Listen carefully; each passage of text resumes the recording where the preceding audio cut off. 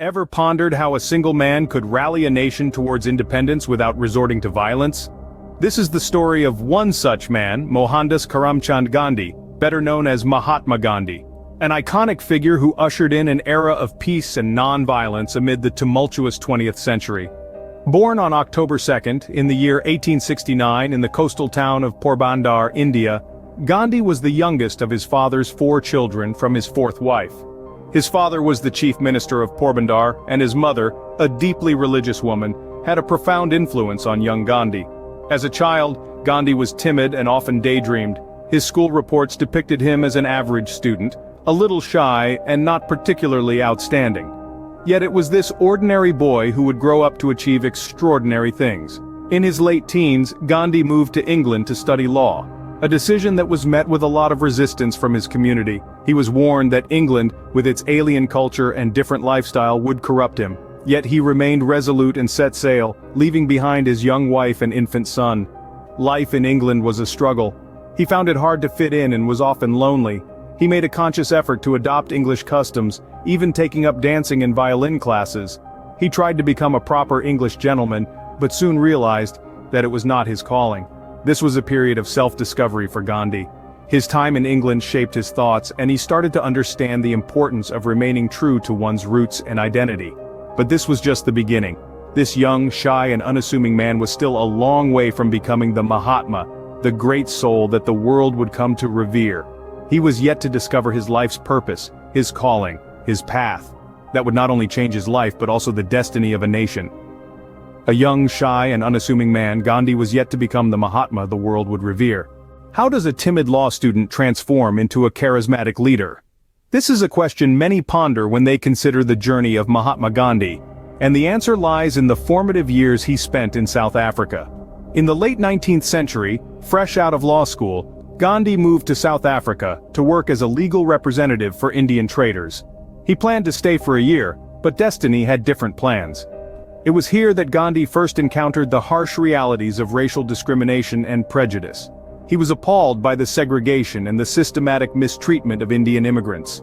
One incident stands out, a moment that would trigger Gandhi's transformation. While traveling by train, even though he held a first-class ticket, Gandhi was forcibly evicted because of his race. This incident served as a wake-up call, pushing him to question the social injustice prevalent in society. Instead of succumbing to anger, Gandhi chose to respond with his first act of civil disobedience. This was a defining moment in his life, shaping his philosophy, and setting him on a path towards non-violent resistance.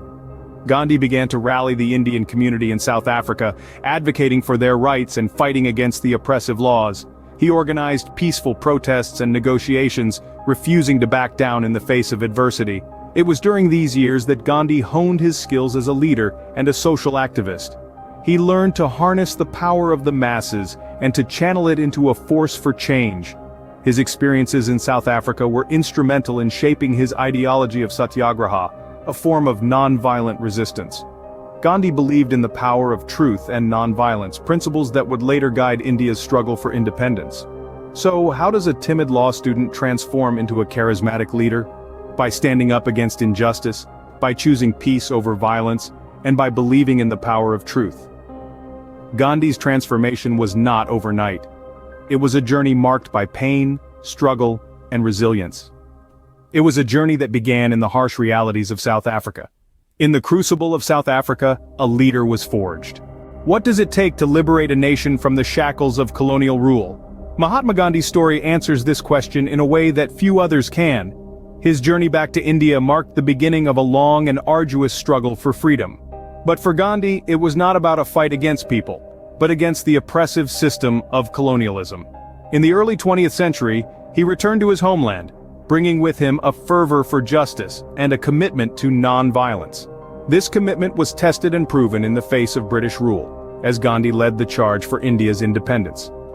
One of the pivotal moments in this struggle was the Salt March of 1930. At a time when the British had imposed a heavy tax on salt, Gandhi, along with thousands of Indians, embarked on a 240-mile march to the Arabian Sea. It was a peaceful protest, a non-violent way to challenge the unjust laws. This march not only shook the foundations of the British Empire in India but also inspired millions across the globe. Then came the Quit India movement in 1942. Gandhi called upon the people of India to do or die, urging them to refuse to cooperate with the British rule. It was a clarion call for freedom that echoed throughout the nation. Despite the violent repression by the British, the people of India stood firm in their resolve, embodying Gandhi's principles of non-violence and civil disobedience. Gandhi's commitment to non-violence was not a strategy. It was a conviction, a way of life that he embodied and propagated. His philosophy was not about inaction, but about proactive resistance, a resistance that was moral, ethical, and brave. Gandhi had started a revolution not with weapons, but with willpower and resilience. His story is a testament to the power of the human spirit, reminding us that it is not the might of the sword, but the strength of the heart that can truly set a nation free. Is it possible to fight an oppressor without resorting to violence? This question may seem paradoxical, but for Mahatma Gandhi, the answer was a resounding yes. Gandhi's philosophy, known as ahimsa, or non-violence, was not just a pacifist doctrine, but a profound belief system that shaped his actions and his life. Ahimsa is an ancient Indian principle that advocates for harmlessness and respect for all living beings. Gandhi, however, took this concept a step further. He transformed ahimsa into an active political strategy, a powerful tool of resistance against the oppressive British rule in India. But for Gandhi, non-violence was more than just a tactic. It was a deep-seated belief in the inherent dignity and worth of every human being, regardless of their race, religion, or social status. Gandhi's philosophy of non-violence was the driving force behind the peaceful protests and civil disobedience movements that he led. Through these efforts, he demonstrated that it was possible to confront and challenge an oppressive regime without resorting to violence or aggression. His philosophy was instrumental in India's struggle for independence, proving that the power of peace could indeed overcome the force of tyranny. But Gandhi's influence was not confined to the borders of India. His philosophy of non-violence resonated with people across the globe. It inspired leaders and social movements worldwide, from Martin Luther King Jr.'s civil rights movement in the United States to Nelson Mandela's anti-apartheid struggle in South Africa. Gandhi's philosophy continues to inspire countless individuals and movements advocating for peace, justice, and equality. So when we ponder the question, is it possible to fight an oppressor without resorting to violence, we need only look to the life and legacy of Mahatma Gandhi. His philosophy of non-violence was not just a strategy but a way of life. It was a testament to the power of peace, the dignity of the human spirit, and the enduring belief in the possibility of a just and equitable world. His philosophy of nonviolence was not just a strategy, but a way of life. How does one man's life continue to inspire millions even today? This question takes us to the untimely demise of Mahatma Gandhi, who was assassinated on the 30th of January, 1948. The world stood still, shocked by the tragic end of a man who preached peace and non-violence. His death was mourned globally, but it was in India that the loss was felt most profoundly. The father of the nation was no more, and the country was enveloped in a profound sadness. However, Gandhi's legacy was far from over. In fact, his teachings gained even more relevance after his death, spreading far and wide. His philosophy of nonviolence and peaceful resistance became guiding principles for numerous civil rights movements around the world. From the civil rights movement in the United States led by Martin Luther King Jr., to the anti-apartheid struggles in South Africa, spearheaded by Nelson Mandela, Gandhi's influence was everywhere. In his home country India, Gandhi's teachings remained deeply ingrained in the national psyche. His principles of truth, nonviolence, and simplicity continue to shape Indian society and politics. His philosophies on self-reliance and community development are still central to various rural development programs in the country.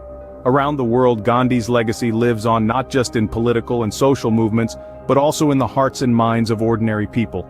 His teachings inspire us to live a life of peace, to fight injustice with nonviolence, and to strive for truth and fairness in all our dealings. Gandhi's life and legacy are a testament to the power of peace and nonviolence. His message continues to resonate with millions around the globe, reminding us that change can be brought about not through violence but through love, understanding, and mutual respect. Gandhi may have left us, but his teachings continue to guide us. He was not just a man but an idea, an enduring symbol of peace and nonviolence. His legacy lives on, inspiring countless individuals to live their lives with compassion, courage, and conviction.